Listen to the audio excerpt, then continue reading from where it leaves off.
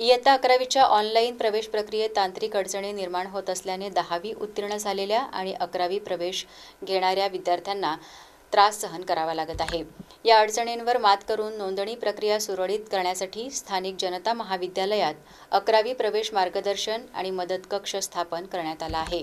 या सत्रापासून प्रथमच 11व्या वर्गाची प्रवेश प्रक्रिया ऑनलाईन पद्धतीने होत आहे। यासाठी विद्यार्थ्यांना प्रवेशाकरिता एक वेबसाईट देण्यात आलेली आहे। सदर वेबसाईटवर जाऊन विद्यार्थ्यांना ऑनलाईन नोंदणी करून प्रवेशासाठी कनिष्ठ महाविद्यालय, उच्च माध्यमिक शाळा निवडायची आहे। त्यानंतर प्रवेशकरिता राऊंड सुरू होणार आहेत। मात्र या प्रक्रियेत सर्व्हर बंद पडणे, स्लो स्पीड, ऑप्शन फॉर्म भरण्यात अडचण, शैक्षणिक कागदपत्र अपलोड न होणे, वारंवार बिघाड येणे आदी तांत्रिक अडचणींमुळे विद्यार्थ्यांना नाहक त्रास होतो आहे। यावर निश्चित अशा उपाययोजना करणे देखील कठीण आहे।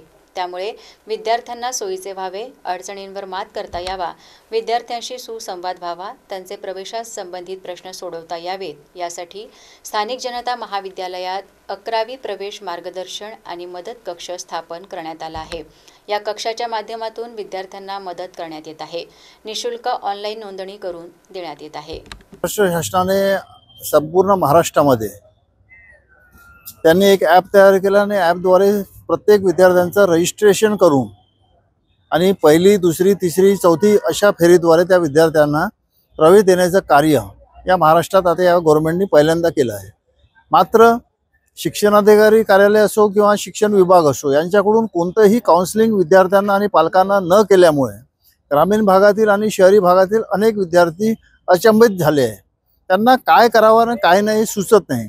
म्हणून जनता महाविद्यालयांनी पुढाकार घेऊन एक संपूर्ण पालकांना आणि विद्यार्थ्यांना प्रवेश कसा घ्यावा यासंबंधीचं काउन्सिलिंग करण्याचं कार्य चालू केलं आहे। त्याचबरोबर विद्यार्थ्यांना ज्या अडचणी येऊन राहिल्या आहे, कधी सर्व्हर बंद पडते तर कधी त्यांचं अपलोड होत नाही कागद, अशा वेळेस महाविद्यालयातर्फे या सर्व सोयी आणि सुविधा विद्यार्थ्यांना देऊन पालकांचं समाधान करण्याचं कार्य या ठिकाणी मोठ्या प्रमाणात सुरू आहे।